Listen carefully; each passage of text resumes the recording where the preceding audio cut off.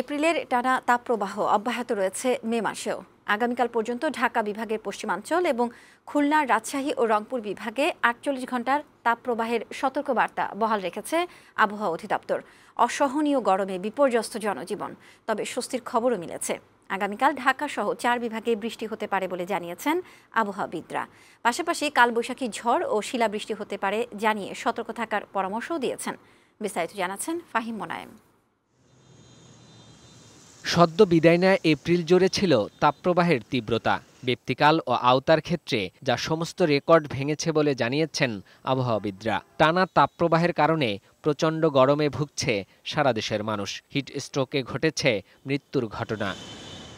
ঢাকা বিভাগের পশ্চিমাঞ্চল সহ খুলনা, রাজশাহী এবং রংপুর বিভাগে তাপপ্রবাহের সতর্ক বার্তা বৃহস্পতিবার পর্যন্ত অব্যাহত রেখেছে আবহাওয়া অধিদপ্তর। মে মাসের প্রথম দিন ছুটি থাকায় রাস্তায় তেমন মানুষ বের না হলেও সূর্যের তাপ চোখ রাঙিয়ে যাচ্ছে। একটু স্বস্তি পেতে নানা চেষ্টা করছে বাইরে বের হওয়া মানুষ।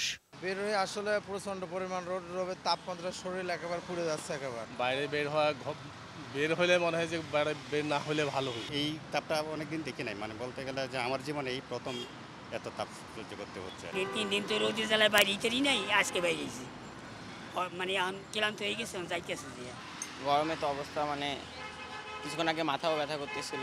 বিল্ডিং এর ভিতর থাকলে আপনার রোদের তাপমাত্রায় বিল্ডিং গরম হয়ে যায়, অটোমেটিক্যালি গরম হয়ে যায়। তবে স্বস্তির খবর জানালো আবহাওয়া অধিদপ্তর। বৃহস্পতিবার দেশের পূর্বাঞ্চলে বৃষ্টি হতে পারে, যা পর্যায়ক্রমে সারা দেশে হবে। তাপপ্রবাহের তীব্রতা ও আওতাও ধীরে ধীরে কমবে। আসার খবর হলো আগামীকালের পর থেকে মোটামুটি তাপমাত্রা একটা কমের দিকে চলে আসবে। হিট ওয়েভ কন্ডিশন অনেক জায়গা থেকে চলে যাওয়ার সময় গরমকাল তখন স্বাভাবিকভাবে আসলেও কিন্তু যেহেতু বাতাসে জলীয়বাষ্প থাকবে, মানুষের ভিতরে যে অস্বস্তিকর যে পরিস্থিতি কিছুটা হলে থাকবে আর কি। বৃহস্পতিবারের পর 5 থেকে 6 দিন দমকা হাওয়া, ঝড়ো বাতাস ও বজ্রসহ বৃষ্টিপাতের সম্ভাবনা রয়েছে।